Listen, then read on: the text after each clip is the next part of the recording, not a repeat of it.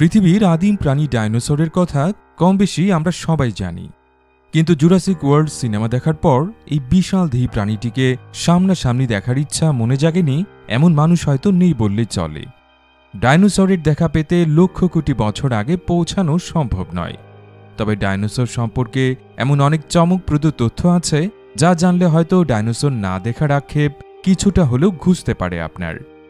আজ এই ডাইনোসর সম্পর্কে জানব আমরা। সুপ্রিয় দর্শক, চলুন তবে আর কথা না বাড়িয়ে আদ্যপান্তর এই পর্বে ঘুরে আসা যাক ডাইনোসরের জগৎ থেকে।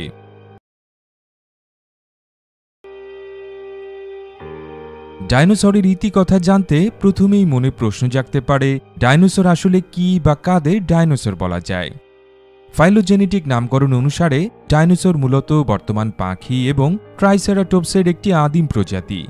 এভাবেও বলা যায়, আমরা এখন যে পাখি দেখতে পাই তারা প্রকৃত অর্থে ডাইনোসরেরই বিবর্তিত রূপ।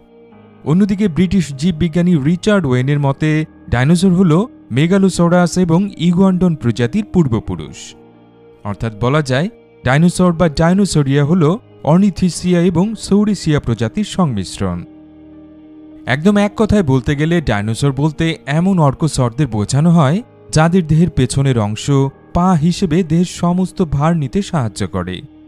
অনেকে টেরোসর, মোসাসর, ইচথিওসর, প্লেসিওসর এবং ডিমিটোডনকে ডাইনোসর বলে আখ্যা দিয়ে থাকেন, কিন্তু তাদের কোনো প্রজাতিরই ডাইনোসরের মতো শারীরিক গঠন ছিল না।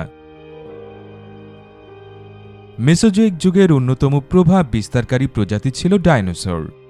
2018 সাল পর্যন্ত খুঁজে পাওয়া ফসিল বিশ্লেষণ করে প্রায় 900টির মতো ডাইনোসরের প্রজাতি বের করতে সক্ষম হন বিজ্ঞানীরা।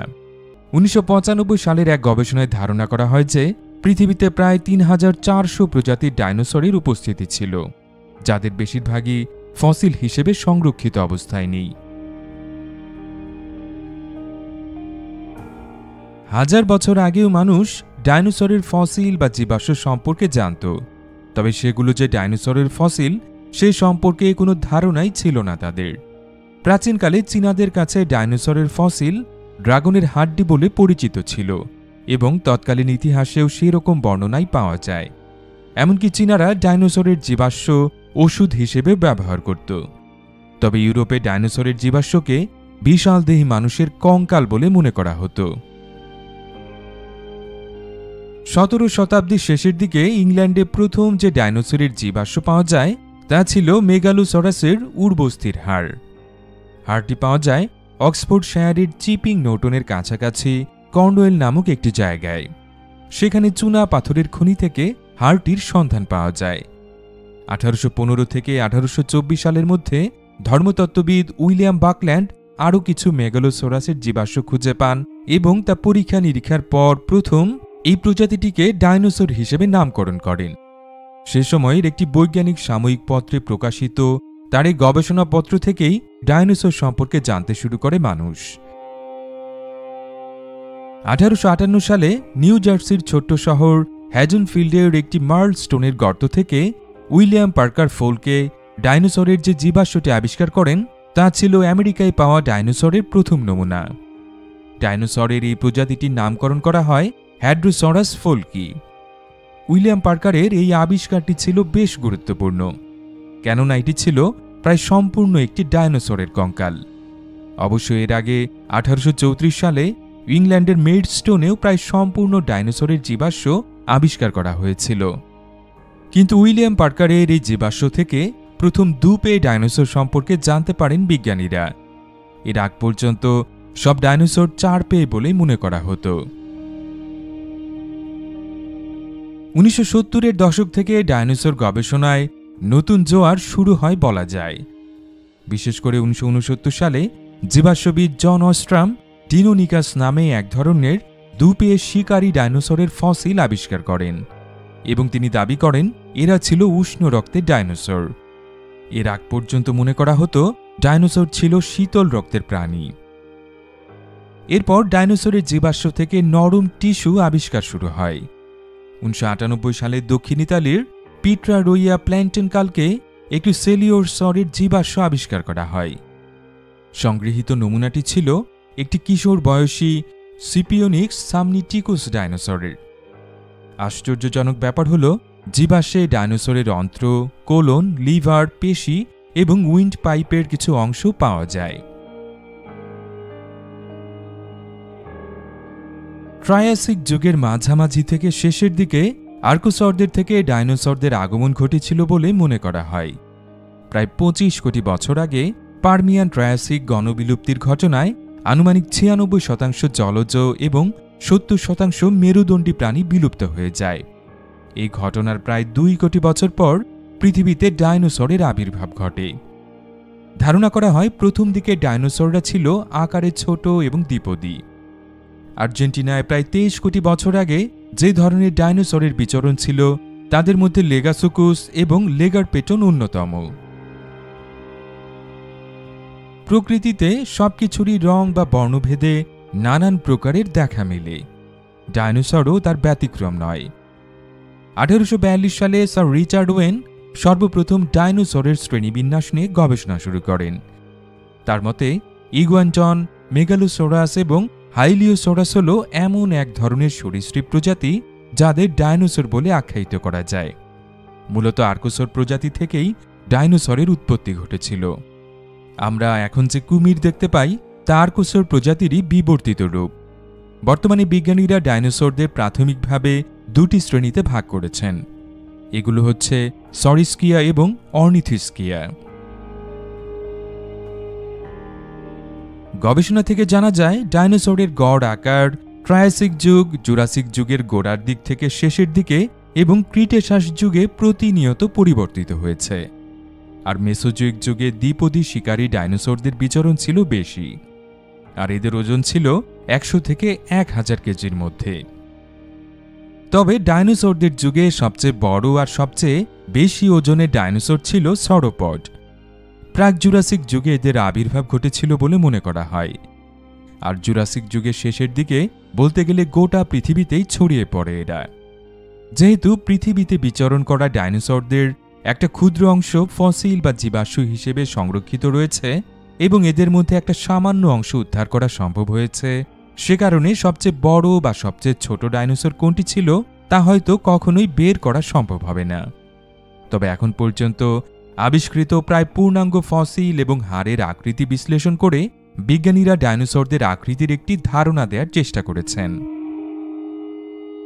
উচ্চতা এবং ওজনের বিচারে সবচেয়ে বিশাল আকার ডাইনোসর হল জিরাফা টাইটান ব্র্যাঙ্কাই, যাদের উচ্চতা ছিল প্রায় 12 মিটার বা 39 ফুট। 1907 থেকে 1912 সালের মধ্যে তানজানিয়ায় এর একটি জীবাশ্ম পাওয়া যায় এবং তা জার্মানির একটি জাদুঘরে প্রদর্শনীর জন্য রাখা আছে। প্রায় পূর্ণাঙ্গ ফসিল হিসেবে সবচেয়ে লম্বা ডাইনোসর হচ্ছে পাচাগো টাইটান। এর দৈর্ঘ্য 37 মিটার বা 121 ফুট। তবে ফসিল রিকনস্ট্রাকশন বা পুনর্গঠন করার পর আর্জেন্টিনোসরাসকে সবচেয়ে লম্বা ডাইনোসর আখ্যা দেয়া যায়। আর্জেন্টিনায় পাওয়া এর একটি নমুনার দৈর্ঘ্য হচ্ছে 39.7 মিটার বা 130 ফুট। গবেষণা অনুযায়ী এদের ওজন হতো 80,000 থেকে 1 লাখ কেজি পর্যন্ত। উচ্চতার বিচারে সবাইকে ছাড়িয়ে যেত সরোপজাইডন নামের এক প্রজাতির ডাইনোসর। এদের উচ্চতা হতো 18 মিটার বা 59 ফুট।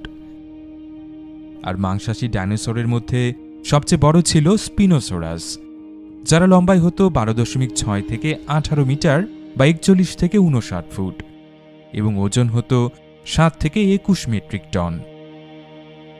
এছাড়া আরও কিছু বিশালদেহী মাংসাশী দ্বিপদী ডাইনোসরের মধ্যে ছিল জিগানোটোসোরাস, কারচারোডোন্টোসোরাস, টাইরানোসোরাস, থেরিজিনোসোরাস এবং ডাইনোকাইরাস। বিজ্ঞানীদের হিসেবে এখন পর্যন্ত খুঁজে পাওয়া সবচেয়ে ছোট ডাইনোসর হচ্ছে এনকিউরনেস হক্সলাই। মাত্র 34 সেন্টিমিটার লম্বা এই ডাইনোসরদের ওজন হতো মাত্র 110 গ্রাম। সাধারণত পাখিদের ঝাঁক বেঁধে আকাশে উঠতে দেখা যায়। আর পাখি যেহেতু ডাইনোসরেরই বিবর্তিত রূপ, তাই ডাইনোসরের মধ্যেও একজোট হয়ে ঘুরে বেড়ানোর প্রবণতা ছিল বলে মনে করা হয়। শুধু তৃণভোজী ডাইনোসরই নয়, মাংসাশী ডাইনোসররাও জোট বেঁধে বিচরণ এবং শিকার ধরত। তবে শিকার ছাড়াও এক প্রজাতির ডাইনোসর অন্য প্রজাতির উপর হামলা করত, এমন প্রমাণও পাওয়া গেছে। 1971 সালে গোবি মরুভূমিতে পাওয়া জীবাশ্ম থেকে এমনটা নিশ্চিত করে বলা যায়। এখানে একটি ভেলোসিরাপ্টর একটি প্রোটোসিরেটপসকে আক্রমণ করেছিল। বলা হয় ডাইনোসররা দিনের বেলায় সক্রিয় থাকত, তবে কিছু কিছু প্রজাতি নিশাচরও ছিল। 2016 সালের এক সমীক্ষায় দেখা যায় পাখি এবং কুমিরের মতো ডাইনোসররাও আওয়াজ করতে পারত, তবে সময়ের সাথে সাথে তাদের যোগাযোগের উপায়ও পরিবর্তিত হতে থাকে। এছাড়া ডাইনোসরদের দৈহিক আকার ভেদেও ভাব বিনিময়ে পার্থক্য দেখা যায়। বর্তমানের পাখির সাথে ডাইনোসরের বৈশিষ্ট্যের সাদৃশ্য পাওয়া গেলেও কথাটা কতটা সত্যি তা জানার চেষ্টা চলছিল অনেক বছর ধরেই। 1868 সালে টমাস হেনরি হাক্সলি ডাইনোসরের সাথে পাখির একটা সম্ভাব্য সম্পর্কের ধারণা দেন। পরবর্তীতে 20 শতাব্দীর দিকে গারহার্ড হেইলম্যানের গবেষণায় তা অনেকটা ভুল প্রমাণিত হয়। 1970 সালের দিকে ওস্ট্রোম আবার ওই ডাইনোসর পাখির মতাদর্শ নিয়ে কাজ শুরু করেন। তিনি থেরোপড বা ছোট দ্বিপদী ডাইনোসর এবং আদিম পাখির কিছু জীবাশ্ম খুঁজে পান। তাদের মধ্যে উল্লেখযোগ্য হল ইজিয়ান ফরমেশনে পাওয়া বিভিন্ন দ্বিপদী ডাইনোসরের কঙ্কাল এবং পাখির পালক। গবেষণায় দেখা যায় যে থেরোপড ডাইনোসরের সাথে পাখির শরীরবৃত্তীয় শতাধিক মিল রয়েছে। ফলে বলা যায় যে পাখি আসলে কোটি কোটি বছর পুরনো ডাইনোসরেরই বিবর্তিত রূপ। আমরা হয়তো সকলেই কম বেশি জানি কিভাবে একসময় পৃথিবীতে রাজত্ব করা ডাইনোসর নিশ্চিহ্ন হয়ে গিয়েছিল। আজ থেকে প্রায় 6.5 কোটি বছর আগে 5 থেকে 15 কিলোমিটার প্রশস্ত একটি উল্কাপিণ্ড আছড়ে পড়েছিল পৃথিবীর উপর। এই ঘটনাকে বলা হয় ক্রিটেশাস প্যালিওজিন, সংক্ষেপে কেপিজে এক্সটিংশন ইভেন্ট। এর ফলে তাৎক্ষণিকভাবে পৃথিবীতে সুনামি, ভূমিকম্প এবং আগুনের ঝড়ে বহু প্রাণী নিশ্চিহ্ন হয়ে যায়। তবে এই ঘটনার প্রভাব ছিল দীর্ঘ সময়ব্যাপী। শুরু হয় অ্যাসিড বৃষ্টি এবং সমুদ্রের পানি অ্যাসিডে পরিণত হয়। বিষাক্ত কার্বন পার্টিকেলে বছরের পর বছর ধরে পৃথিবীর আকাশ ঢাকা থাকায় শুরু হয় বরফ যুগ। নানা প্রতিকূলতা এবং খাদ্যের অভাবে ডাইনোসর সহ প্রায় 76% প্রজাতির প্রাণী পৃথিবী থেকে বিলুপ্ত হয়ে যায়। পাখির পূর্ব প্রজন্ম হিসেবে যারা বেঁচে ছিল তারাও একসময় হারিয়ে যেতে থাকে, কেননা কেপিজি ঘটনার পর সকল গাছপালা উজাড় হয়ে গিয়েছিল। মনে করা হয় গণবিলুপ্তির পরও কিছু ডাইনোসরের প্রজাতি আরও কয়েক লাখ বছর টিকে থাকতে সক্ষম হয়েছিল। ডাইনোসর নিয়ে উৎসাহ এবং আগ্রহ কখনোই পৃথিবীর মানুষের মন থেকে চলে যাবার নয়। বলাই বাহুল্য, ডাইনোসর নিয়ে এখনও অনেক অজানা তথ্য আবিষ্কার করা বাকি আছে। তবুও যতটা জানা গেছে তা থেকে বলা যায় ডাইনোসররা চলে গেলেও তাদের কিছু বিবর্তিত প্রজন্ম রেখে গেছে আমাদের মাঝে, যেন আমরা সারা জীবন মনে রাখতে পারি যে পৃথিবীতে ডাইনোসর বলে কোনো প্রাণী ছিল।